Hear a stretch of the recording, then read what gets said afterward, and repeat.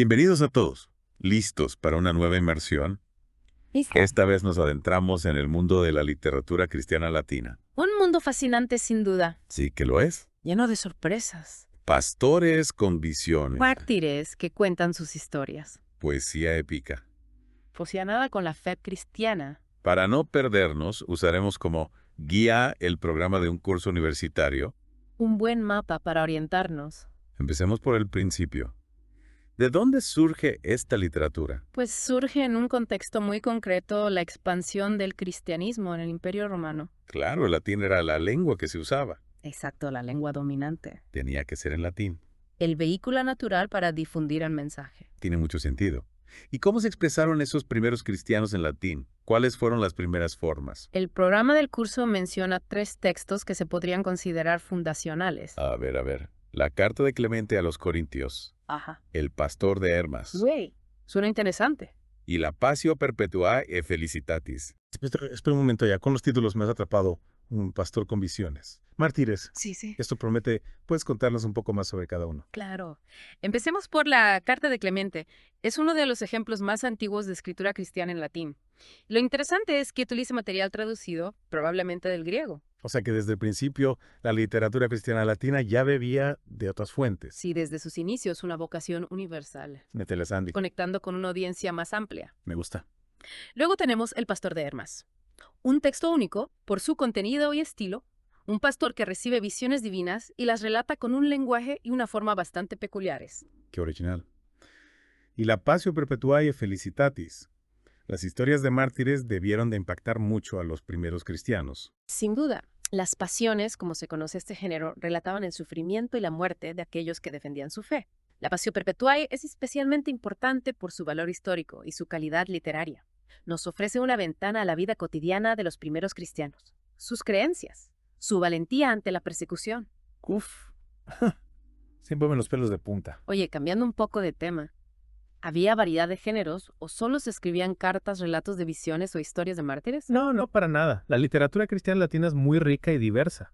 Hay desde obras inspiradas en la Biblia como comentarios o himnos, hasta creaciones totalmente nuevas que surgieron para responder a las necesidades de la comunidad. ¿Qué tipo de necesidades impulsaron esos nuevos géneros?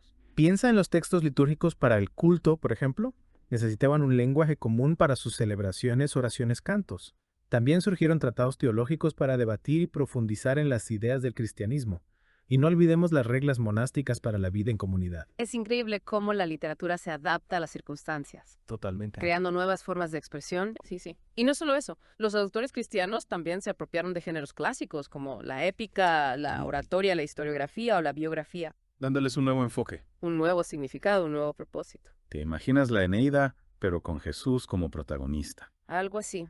De hecho, un poeta del siglo IV llamado Juvenco reescribió los evangelios en verso épico, Qué curioso. una fusión de la tradición clásica con la fe cristiana. Con tantos nombres, géneros y obras, creo que necesito un mapa más detallado. Seguimos el recorrido cronológico del programa del curso. Me parece perfecto. Empecemos por los autores de los siglos III y IV, como Tertuliano Minucio, Félix Cipriano Lactancio, el propio Juvenco que ya hemos mencionado, Hilario Ambrosio Prudencio y el Papa Dámaso. Menoadista, Cada uno con su propia historia, claro. por supuesto. Con su estilo, sus ideas. Sus debates. Por ejemplo, Tertuliano era conocido por su ingenio y sus opiniones, digamos, controvertidas. Minucio Félix escribió un diálogo defendiendo el cristianismo frente a las acusaciones de los paganos. Cipriano fue obispo y mártir, un líder que supo guiar a su comunidad en tiempos difíciles. Y Lactancio destacó por su elegante estilo y su defensa del cristianismo frente al paganismo utilizando argumentos filosóficos y retóricos. Veo que no hay 2 autores iguales. No, Cada uno aporta algo único. una pieza única a este mosaico que estamos construyendo. Y si avanzamos un poco en el tiempo, llegamos al siglo I con una figura gigante, Agustín de Hipona. Exacto. San Agustín me suena. Es uno de los pensadores más influyentes del cristianismo, y su obra literaria es inmensa. Confesiones, La ciudad de Dios, sermones, cartas, tratados teológicos. Un titán. ¿Y podrías contarnos un poco más sobre esas obras? Claro, Confesiones es una obra autobiográfica muy personal, donde Agustín explora su propio camino hacia la fe, sus dudas, sus errores, sus momentos de iluminación. En cambio, La ciudad de Dios es una obra monumental que reflexiona sobre la historia, la política, la naturaleza del bien y del mal, un intento de comprender el lugar del cristianismo en un mundo que se derrumba. Impresionante. Agustín no se andaba con rodeos. Sus obras debieron de tener un gran impacto. Sin duda, Agustín marcó un antes y un después en el pensamiento cristiano. Aunque su figura eclipsa a otros autores del siglo VIII, no podemos olvidarnos de Paulino de Nola, Sedulio, Sidonio Apolinar, Boecio, Casiodoro, Gregorio Magno y Isidoro de Sevilla. Uf, necesito un cuaderno para apuntar tantos nombres. Cuéntame un poco más sobre ellos. Empecemos por Paulino de Nola. Era un aristócrata romano que se convirtió al cristianismo y se dedicó a la poesía devocional. Sedulio compuso un poema épico sobre la Biblia siguiendo la estela de Juvenco Sidonio. Apolinar nos dejó unas cartas muy elegantes que nos dan una idea del declive del Imperio Romano desde un punto de vista muy personal. Qué interesante, cada autor nos da una perspectiva diferente de la misma época. Los demás. Boecio fue un filósofo y teólogo que escribió sobre lógica y música, intentando conciliar la sabiduría clásica con la fe cristiana. Casiodoro, un erudito que contribuyó a la preservación de la cultura clásica, creando una especie de biblioteca gigante para que no se perdieran los textos antiguos. Gregorio Magno, conocido por sus diálogos, donde relata la vida de santos y explora temas espirituales con un estilo sencillo y cercano a la gente.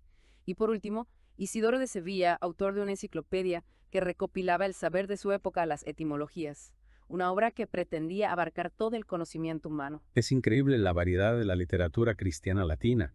Cada autor encontró su propia voz. Su forma de expresar su fe y su visión del mundo. Y esto es solo una pincelada. El programa nos da una idea general. Hay mucho más por descubrir. Obras menos conocidas, autores que merecen ser rescatados del olvido. Un auténtico tesoro por descubrir. La mejor forma de hacerlo es a través de la lectura. Sumergirse en los textos. Dejarse llevar por las palabras. Descubrir nuevas ideas, nuevas formas de ver el mundo. Es como si cada libro fuera una puerta a un nuevo universo. Y cada autor un guía que nos acompaña en ese viaje. Un viaje apasionante que nos invita a descubrir la riqueza y la complejidad de la literatura cristiana latina. Un viaje que no termina con esta inversión, sino que apenas comienza. Y que esperamos que os anime a seguir explorando por vuestra cuenta. Es increíble pensar en la cantidad de autores que surgieron en relativamente poco tiempo. ¿Cómo lograron crear una tradición literaria tan sólida en un mundo que todavía era mayoritariamente pagano? Esa es la pregunta clave. Y no es fácil de responder. Ten en cuenta que muchos de estos autores, como Tertuliano o Lactancio, se habían formado en la retórica y la filosofía clásicas. Eran expertos en el arte de la persuasión. Exacto. Y supieron adaptar esas herramientas a sus propios fines. Encontraron una nueva forma de expresar ideas antiguas. Dándoles un giro totalmente nuevo. Tomaron las herramientas que tenían, las moldearon a su manera y las usaron para difundir el mensaje cristiano. Y no olvidemos que no lo tuvieron fácil. Tuvieron que enfrentarse a la crítica, la burla e incluso la persecución del mundo pagano. Debieron de ser tiempos convulsos, Sí. llenos de debates y tensiones. ¿Cómo se reflejan esas tensiones en la literatura de la época? De muchas maneras, por ejemplo, en las Confesiones de Agustín, a pesar de ser un texto profundamente personal, también nos habla de las luchas internas de una época. Agustín explora sus dudas, sus errores, su búsqueda de la verdad. En ese proceso nos muestra el conflicto entre la tradición pagana y la nueva fe cristiana. Confesiones suena un viaje fascinante Sí. hacia el interior de una mente brillante. Y la ciudad de Dios. Ese título evoca una gran ambición, una visión a gran escala. No te equivocas. En la ciudad de Dios, Agustín va mucho más allá de la experiencia personal. Reflexiona sobre la historia, la política, la naturaleza del bien y del mal. Es una obra monumental que busca comprender el destino de la humanidad a la luz del cristianismo. Agustín no se andaba con medias tintas. No. Sus obras debieron de sentar las bases del pensamiento cristiano durante siglos. Sin duda, Agustín fue un pensador excepcional. Su obra refleja la complejidad de una época de transición, de cambio, de búsqueda de nuevas respuestas. Una época en la que el cristianismo se estaba consolidando como una fuerza cultural y política muy importante. Y en medio de todo este proceso, la literatura cristiana latina floreció dejando una huella profunda en la cultura occidental. Es exagerado decir que su influencia llega hasta nuestros días. Para nada. Piensa en el lenguaje, por ejemplo. Muchas palabras y expresiones que usamos hoy en día tienen su origen en el latín de los autores cristianos. O en la música. Los himnos y cantos gregorianos son un legado directo de esta tradición. Es fascinante pensar que algo que surgió hace tantos siglos sigue presente en nuestras vidas. Aunque a veces no seamos conscientes de ello. Pero Y no solo en la cultura popular. La filosofía, la teología y el derecho. Muchas disciplinas se han nutrido del pensamiento de autores como Agustín o Isidoro de Sevilla. Sus ideas sobre la naturaleza humana, la justicia y el poder, la relación entre fe y razón, siguen siendo relevantes en el siglo XXI. Es como si hubieran plantado una semilla que ha seguido creciendo a lo largo de los siglos. Dando frutos en muchos ámbitos. Y ahora, después de ese recorrido por algunos de los autores más destacados, ¿Qué nos queda por descubrir? ¿Hacia dónde nos lleva este viaje? Bueno, el programa del curso nos ha servido de guía, pero hay mucho más por explorar. Obras menos conocidas, autores que merecen ser rescatados del olvido. La literatura cristiana latina es un universo inmenso lleno de sorpresas. Un auténtico tesoro por descubrir. ¿Y cuál es la mejor manera de adentrarse en este universo? La mejor manera es sin duda a través de la lectura. Sumergirse en los textos, dejarse llevar por las palabras, descubrir nuevas ideas, nuevas formas de ver el mundo. Es como si cada libro fuera una puerta a un nuevo universo. Exacto. Y cada autor un guía que nos acompaña en ese viaje. Un viaje apasionante que nos invita a descubrir la riqueza y la complejidad de la literatura cristiana latina. Un viaje que no termina con esta inmersión, sino que apenas comienza. Y que esperamos que te anime a seguir explorando por tu cuenta. Me gusta esa idea de la lectura como un viaje. Un viaje en el tiempo a través de las palabras que nos transportan a otro mundo. Y cada lector puede encontrar su propio camino, su propia interpretación, no una única forma de leer a estos autores, ni de entender su mensaje. Es fascinante pensar en cómo las mismas palabras pueden resonar de forma diferente en cada persona. Dependiendo de su contexto, su experiencia. Sus propias preguntas es lo que hace que la literatura sea tan poderosa. Nos conecta con otras mentes, con otras épocas, con otras formas de ver el mundo. Hablando de conectar con otras épocas, el programa del curso nos ha servido de brújula en este viaje. Sí. ¿Qué nos puedes contar sobre su enfoque? ¿Cómo aborda el estudio de la literatura cristiana latina? El programa propone un recorrido bastante completo desde los orígenes hasta el siglo VI.